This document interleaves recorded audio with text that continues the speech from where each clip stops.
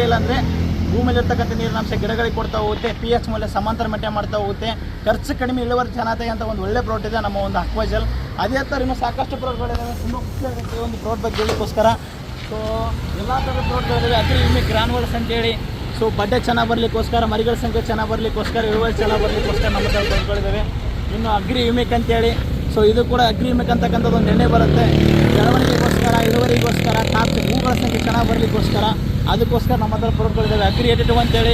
ನೀವೇನು gum type ಏನು use ಮಾಡ್ತಿರಲ್ಲ ಅದೇ ಥರ ಇರ್ತಕ್ಕಂಥ ಒಂದು ಒಳ್ಳೆ ಪ್ರಾಡಕ್ಟ್ ಇದೆ ಅಗ್ರಿ 82 ಅಂತೇಳಿ. ಸೊ ಅದ್ರ ಜೊತೆ ಏನಪ್ಪ ಅಂತ ಹೇಳಿದ್ರೆ ಅಗ್ರಿ ಪ್ರೊಟೆಕ್ಟ್ ಅಂತೇಳಿ ಗಿಡಗಳನ್ನು ಪ್ರೊಟೆಕ್ಷನ್ ಮಾಡಲಿಕ್ಕೋಸ್ಕರ ನಮ್ಮ ಹತ್ರ ಪ್ರಾಡಕ್ಟ್ಗಳಿದ್ದಾವೆ.